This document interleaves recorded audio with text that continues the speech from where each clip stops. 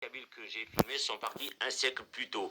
Alors justement, mes questions étaient dirigées dans ce sens. Je voulais comprendre comment ils ont pu garder cette langue, pas seulement cette langue, mais toute une manière de penser, tout un fonctionnement démocratique.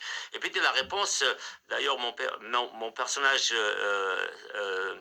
évoque certaines explications en disant qu'avant, dans le village, c'est-à-dire qu'avant 48, avant l'instauration de l'État sioniste, ils étaient dans un village et ils ne parlaient exclusivement qu'en kabyle, et il me disait aussi que c'était une arme contre les occupants anglais, français et d'autres agresseurs qui soient détenteurs de pouvoir ou non. Donc la cohésion du groupe était assurée par cette volonté, ce désir et cet instinct de sécurité que l'être humain cherche en général. Juste en quelques mots, Taharouchi, est-ce que c'est un cas isolé, celui de Salah, ou est-ce que il y a d'autres familles qui ont vécu le même destin, le même parcours?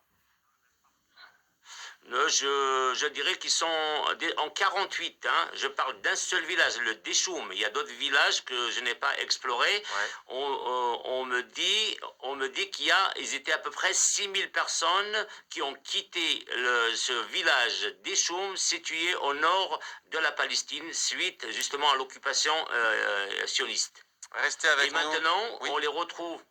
oui.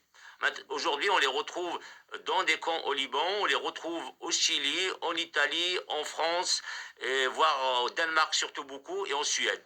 Vous disiez, ils ne peuvent pas avoir de passeport algérien, notamment Salah, hein, donc kabyle de Palestine. Expliquez-nous pourquoi, quel est le problème au juste? Il ne peut pas rentrer en Algérie, ça veut dire aujourd'hui concrètement?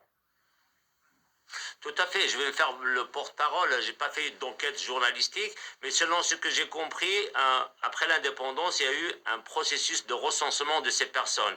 On leur a donné des papiers, des cartes d'identité, ils sont reconnus comme algériens. Et selon ce qu'on me dit, après le lancement de l'OLP, donc l'Organisation de la libération de la Palestine, ils se sont beaucoup impliqués et du coup, disent-ils, Abu Ammar, donc le chef, avait bloqué le processus et à l'époque, c'était Boumedienne qui gouvernait l'Algérie, donc avec sa complicité. Abou Ammar Et étant Yasser aujourd'hui, Arafat, hein, oui.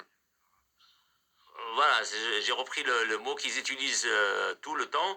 Et aujourd'hui, ils veulent repartir, sauf que exode, guerre et départ précipité, ils ont perdu les papiers et il y a du mal justement à constituer un dossier qui leur permette de rétablir leur nationalité. Nonobstant, j'en connais quelques-uns, ils se comptent sur le bout des doigts, qui ont réussi à finaliser le processus.